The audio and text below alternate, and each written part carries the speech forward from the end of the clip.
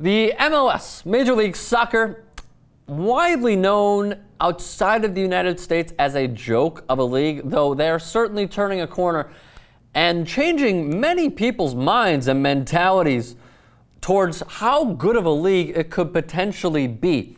Now, I'm going to go over a few of the problems and whatnot, but firstly, Arthur Blank, who is, by the way, worth $1.8 billion, he is the co-founder of Home Depot.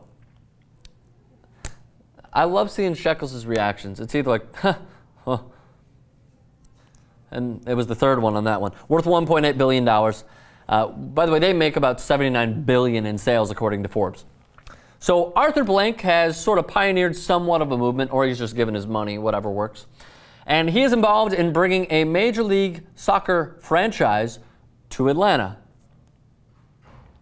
Interesting. Will it work? Will it not work? The southeast region of the country is certainly developing as they add Orlando City FC. David Beckham is pioneering the movement for the Miami-based franchise in the MLS, and that's probably going to be a success. I truly believe it will. Especially, not only when you have like David Beckham's money and his backing, but I think Miami would greatly benefit from an MLS franchise. So Atlanta will be franchise number 22.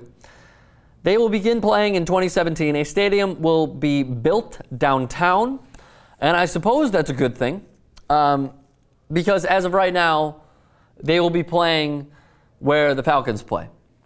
And they're going to limit the seating to like 29,000 or 22,000, somewhere between that number. Let's say 22 to 30. The big question is, will it succeed? Will the southeast region latch onto it? I mean, if you were to add soccer in like Arkansas and Alabama and Tennessee and whatnot, would they also latch on to it? Question mark. Minneapolis may be the next franchise. I truly do believe that it could work in Atlanta. I don't know if the fans will be as responding. And I could even ask Ben, because he works out of Atlanta sometimes, but they don't go to Atlanta Hawks games and they're in the playoffs.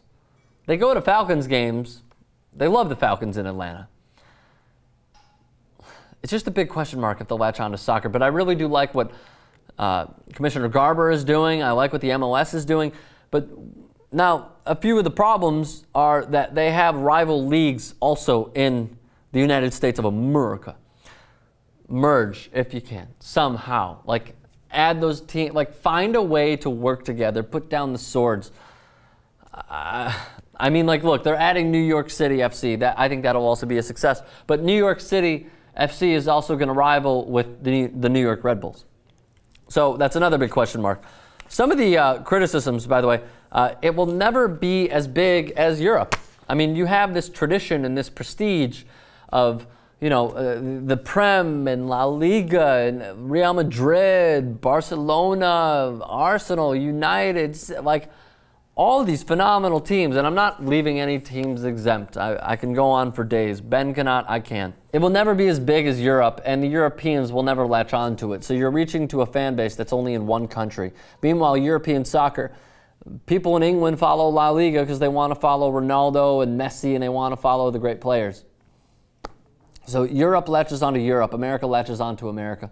It'll never be as big. The other big problem is that players like Freddie Lindbergh, Robbie Keane, you know, Michael Bradley came over. That's good, I suppose. I mean, for the men's national team, it would probably benefit him better. But Thierry Henry and whatnot, those guys come over to the MLS because they see a paycheck.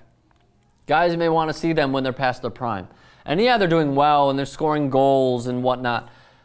But how does the MLS improve personnel-wise? How do we attract the players that are big names in Europe to come over to the MLS and start that foundation? It seems like it simply can't happen because the dollars are worth more. Excuse me, the pounds, the euros are worth more than the dollar. They'll be making more there. They'll be generating way more pub.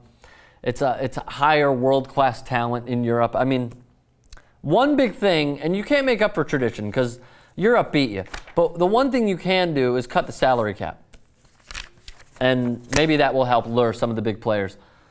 Thoughts with you guys? Comments section, you know where. And subscribe to TYT Sports. It is 1,000,000% free.